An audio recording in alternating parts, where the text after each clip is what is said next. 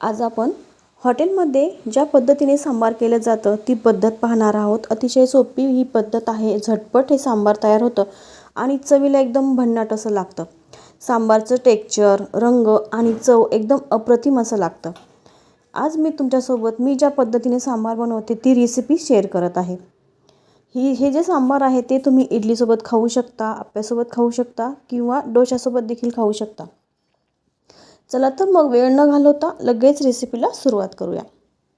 सर्वात अगोदर मी इथे शेवग्याच्या शेंगा घेतलेल्या आहेत. शेंगांचं सगळंच जे साल असतं ते काढायचं नाही, अर्धवट साल मी काढले आणि सर्व शेंगा ज्या आहेत त्या व्यवस्थित कट करून पाण्यामध्ये मी अशाच ठेवल्या होत्या अर्धा तासासाठी. त्यानंतर या शेंगांमध्ये मी थोडंसं मीठ टाकलं आणि पाणी टाकून शेंगा ज्या आहेत त्या आपल्याला शिजवून घ्यायच्या सेपरेट. इथे मी भाज्या घेतलेल्या आहेत. तर 2 टमॅटो जे आहेत ते मी बी काढून व्यवस्थित बारीक कट करून घेतलेत. 1 कांदा कट करून घेतला आहे. लाल भोपळा घेतला आहे 2 वाटी आणि 2.5 वाट्या मी इथे दुधी भोपळा घेतलेला आहे. दुधी भोपळा मी सर्वात जास्त इथे घेतला आहे. त्यानंतर डाळी घेतल्यात. मुगाची डाळ आणि तुरीची डाळ मी इथे घेतलेली आहे. तर अर्धी वाटी मुगाची डाळ आणि अर्धी वाटी मी इथे तुरीची डाळ घेतली. दोन्ही ज्या डाळी आहेत त्या मिळून 1 वाटी अशा आहेत. तर हे जे सर्व साहित्य जे आहे ते आपल्याला कुकरमध्ये सर्व सोबतच शिजवून घ्यायचं आहे. तर सर्वात अगोदर आपल्याला डाळी ज्या आहेत त्या स्वच्छ धुवून घ्यायच्यात. 2 ते 3 वेळा आपल्याला डाळी एकदम स्वच्छ अशा धुवून घ्यायच्या आहेत. यानंतर ज्या भाज्या आहेत टमॅटो, कांदा, भोपळा, दुधी भोपळा आणि लाल भोपळा यामध्ये तुम्ही लसूण देखील टाकू शकता. तर हे सर्व ज्या भाज्या आहेत त्या आपल्याला डाळीसोबतच एकत्रित करून शिजवून घ्यायच्यात.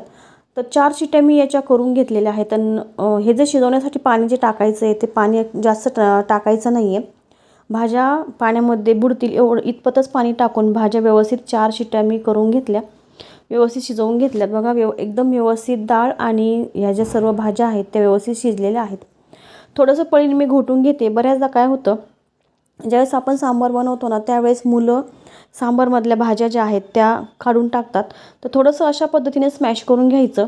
आपण जशी डाळ हटतो ना तर तशा पद्धतीने थोडंसं हटवून घ्यायचं. म्हणजे दुधी भोपळा, लाल भोपळा जो आहे तो थोडाफार स्मॅश होतो.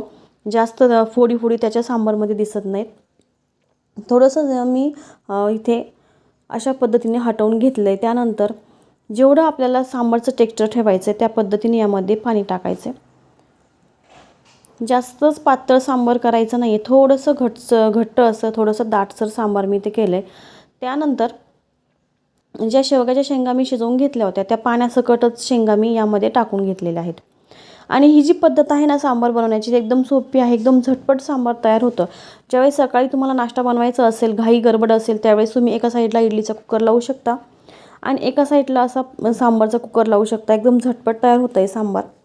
यामध्ये चवीनुसार मीठ टाकून घ्यायचे, व्यवस्थित मिक्स करून घ्यायचं.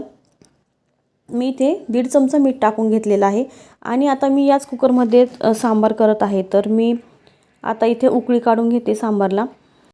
तर आता शेजारच्या गॅसवर मी आता लगेच फोडणी करणार आहे सांबारची. तर मी इथे एका छोट्याशा भांड्यामध्ये तेल गरम करून घेतलं. आपण आता इथे मसाले देखील घेतलेले आहेत. तर अर्धा चमचा हळद घेतली, 3 चमचे मी ते सांबार मसाला घेतला, 2 चमचे लाल मिरची पावडर घेतली. यामध्ये मी थोडंसं पाणी टाकून याची छोटीशी एक स्लरी बनवून घेणार आहे. म्हणजे फोडणीमध्ये ज्यावेळेस आपण हे मसाले टाकतो ना त्यावेळेस ते जळणार नाहीत. अशा पद्धतीने मी पाण्यामध्ये अगोदर मसाले मिक्स करून घेते थोडेफार आणि त्यानंतर आपण ते फोडणीमध्ये टाकणार आहोत. तर तेल गरम झाल्यानंतर भरपूर इथे मी मोहरी टाकलेली आहे आणि हिरवागार असा कढीपत्ता. त्यानंतर ही जी स्लरी बनवून आपण घेतली होती मसाल्यांची ही अशा पद्धतीने टाकून घ्यायची आणि 2 मिनटंच आपल्याला हे शिजवून घ्यायचे. अशा पद्धतीने जर मसाले टाकले ना तर मसाले तेलामध्ये अजिबात करपत नाहीत आणि त्याचा जो स्वाद असतो, जो फ्लेवर असतो सांबार मसाल्याचा तो सांबारमध्ये अगदी व्यवस्थित उतरतो. चवीला एकदम भन्नाट असं हे सांबार लागतं. आणि ही जी फोडणी आहे ती अशा पद्धतीने आपण या सांबारमध्ये टाकून घेतलेली आहे. याच भांड्यामध्ये थोडंसं पाणी टाकून ते पाणी देखील आपण सर्व मसाल्याचं जे पाणी आहे ते टाकून घेतलेलं आहे. आणि सांबारमध्ये थोडासा गूळ टाकायचा आहे. एकदम छोटासा 1 चमचाभर गूळ मी इथे टाकला आणि थोडीशी चिंच मी यामध्ये टाकून घेतली. चिंचेच्या जे काड्या होत्या त्या काढून घ्यायच्या आणि चिंच यामध्ये टाकायची. हे सांबार जे आहे ते 5 मिनटं झाकण न ठेवता व्यवस्थित शिजवून घ्यायचं. त्यानंतर हिरवीगार अशी कोथिंबीर टाकायची. कोथिंबीर टाकून व्यवस्थित मिक्स करून घ्यायचं आहे आणि सांबारला एकदम घट्टसर असा दाटसरपणा आला आहे. जास्त पातळ सांबार अजिबात इथे झालं नाही आहे. हे जे सांबार आहे ते तुम्ही इडलीसोबत, आप्प्यासोबत किंवा डोशासोबत देखील खाऊ शकता. बरेच जण हे जे सांबार आहे ते भातासोबत देखील खातात.